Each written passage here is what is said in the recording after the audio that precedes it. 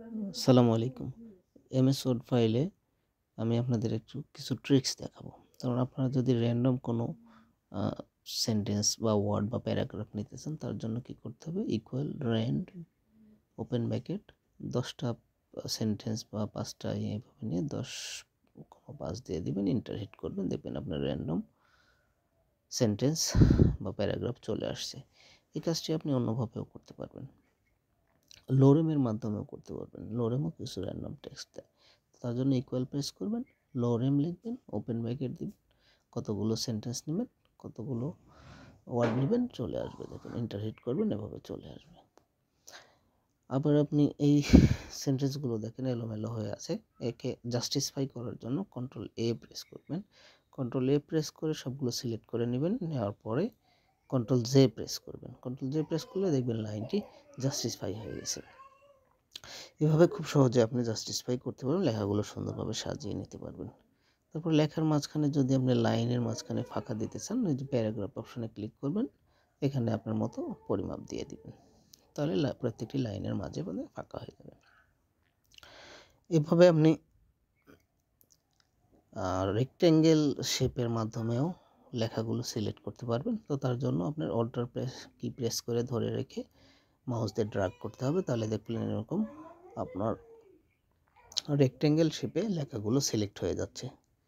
তো রেক্ট্যাঙ্গেল শেপে লেখাগুলো সিলেক্ট করার পর আপনি ইচ্ছে করলে এই লেখাগুলোর স্টাইল চেঞ্জ করতে পারবেন, বোল্ড করতে পারবেন, ইটালিক করতে পারবেন, ফন্ট কালার চেঞ্জ করতে পারবেন, আপনার ইচ্ছা মতো ডিজাইন করতে পারবেন।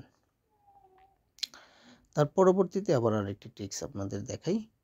মাইক্রোসফট ওয়ার্ডের যে ওয়ার্ড ফাইলটি রয়েছে, এর থিম আপনার কালার চেঞ্জ করা যায়। যেমন অফিস ব্যাকগ্রাউন্ড আছে, অফিস ব্যাকগ্রাউন্ডে আপনার ক্লাউড সেট করে দিলাম, লাইট গ্রে বা গ্রে সেট করে দিলাম, দেখবেন এখানে চেঞ্জ হয়ে যাবে আপনার থিম। এই অপশনটির মাধ্যমে আপনি মাইক্রোসফট ওয়ার্ডের থিমটিও চেঞ্জ করে নিতে পারবেন। নতুন নতুন থিম দিয়ে কাজ করলে মন ভালো থাকে।